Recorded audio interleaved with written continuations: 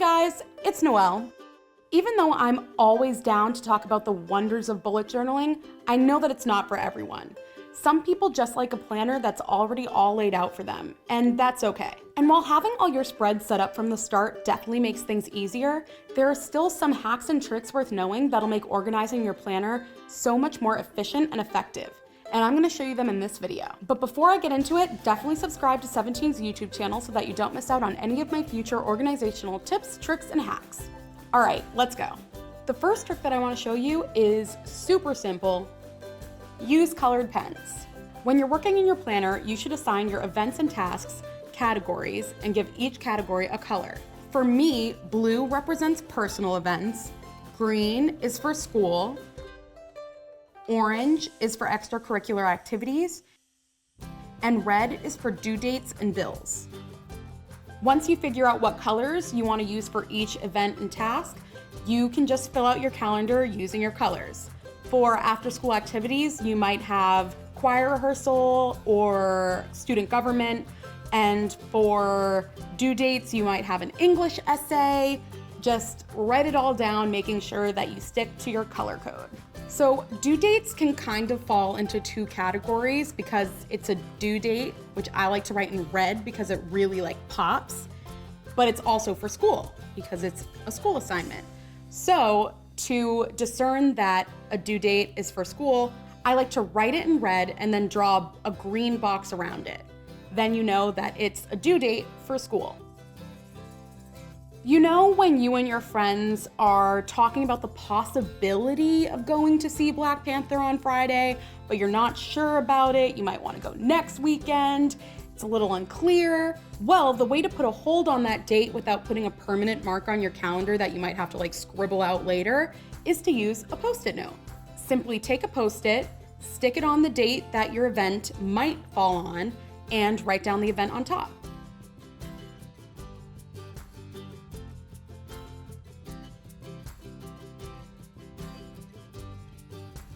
My third hack is one of my all-time favorite hacks. Shocker, it's to use washi tape.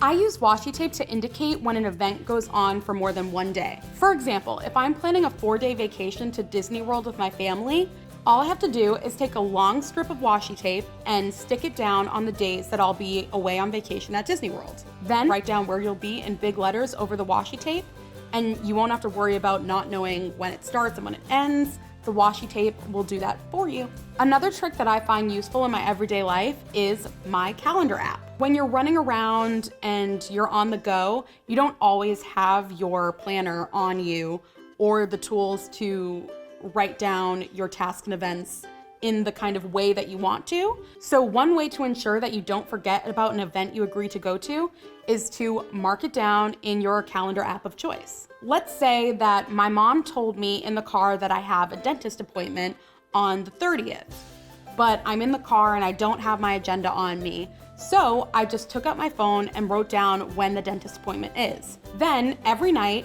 I take a look at my phone to make sure that I don't have any events there that I don't have in my planner. If I do, I write it down in my planner.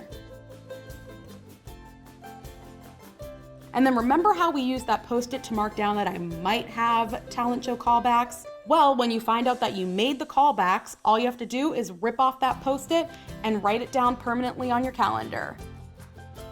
What's so great about marking down your events in this way in your monthly overview is that once you do get to a particular week in your dailies, it's so easy to look at your calendar and really know the spread of your tasks and events and what categories they fall under and how long they're gonna take and how serious they are to attend.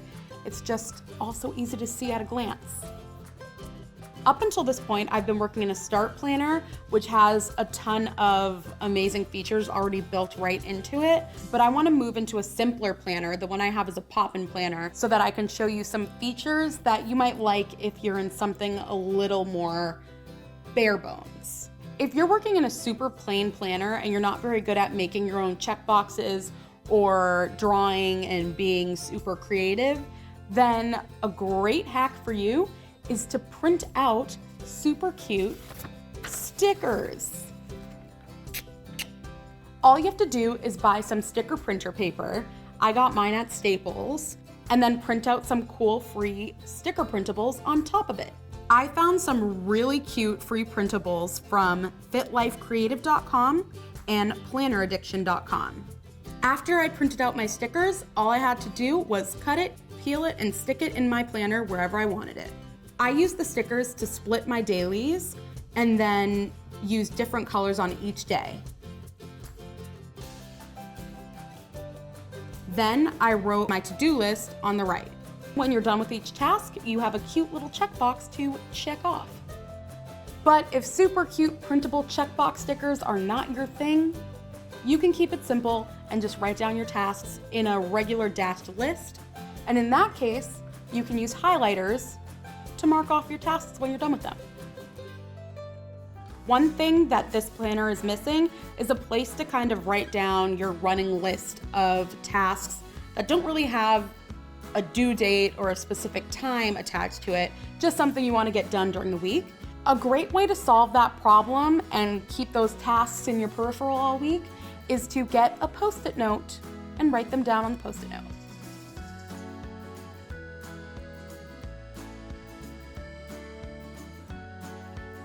My last hack addresses a huge issue that people run into when they realize they don't have a folder in their planner, and that is to make your own folder. The way to do this is to get some simple construction paper and fold it in half. Once you fold it in half, take the top right corner and fold it down diagonally. Then cut off the top right corner using the fold as your guide. Then all you do is tape the right and bottom edges together.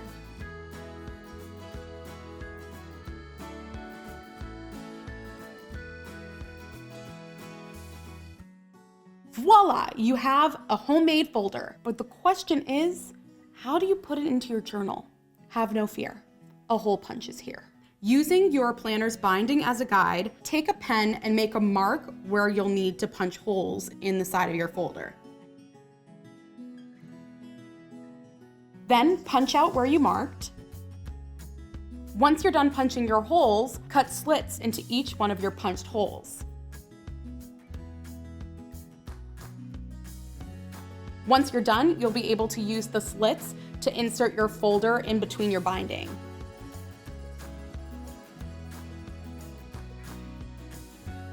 You can use your folder for a ton of different things, but I'm gonna put my cute little printable stickers inside of it. And then if you want, you can decorate your folder and make it look fun and cute. That's it. I hope this video makes planning out your life even more effective. Are there any planner hacks that you use that I didn't mention in this video? Definitely drop them in the comments below because I want to read them all. And don't forget to subscribe to 17 on YouTube so that you don't miss out on any of my future videos just like this one. Bye!